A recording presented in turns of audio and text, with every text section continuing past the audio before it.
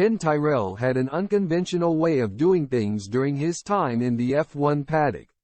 Former F1 team boss Ken Tyrrell banned his drivers from having sex before races and once forced Martin Brundle to go to bed while he was eating dinner, it has been revealed. Tyrrell was one of the most iconic team principals during his time in the sport as the man behind the Tyrrell team, which started racing in 1958 and won 3 Drivers' Championship titles with Sir Jackie Stewart. The team was known for its knack of identifying talented drivers, with the likes of Stewart, Jody Scheckter and Brundle all coming through the ranks. It also gained a reputation for introducing unusual concepts, such as the unique 6-wheeled P34, before leaving the sport in 1998 when it became known as British American Racing. The team was owned and operated by Tyrrell, who realized that he was better suited to management after a decent but unremarkable racing career in Formula 2. The man from Surrey had an unconventional way of doing things, as revealed by veteran journalist and longtime friend of Michael Schumacher, Roger Benoit. Benoit explained to Blick that Tyrrell liked to have control over his drivers to the extent that he banned them from having sex on nights before races.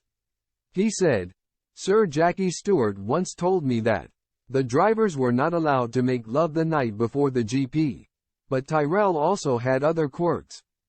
If a driver came to the racetrack unshaven or wearing shorts, he would send him back to the hotel. Under Tyrrell, Valtteri Bottas would have been sent back a few times." Benoit added that Tyrrell also made sure that his drivers got enough sleep before taking to the track, even if he needed to take matters into his own hands. "Once I was having dinner in Anderstorp with Martin Brundle, who drove for Tyrrell at the start of his career," recalled Benoit. At 10 p.m. sharp, Tyrrell came over to us and told Brundle he had to go to sleep now. He got up and went to sleep nicely. Tyrrell was soft at the core, but otherwise tough. Tyrrell stepped back from his role at the team in 1997 and died 4 years later following a lengthy battle with pancreatic cancer. He is fondly remembered by many of his drivers, with Brundle crediting him for the success of his own racing career when quizzed on Tyrrell's legacy earlier this year.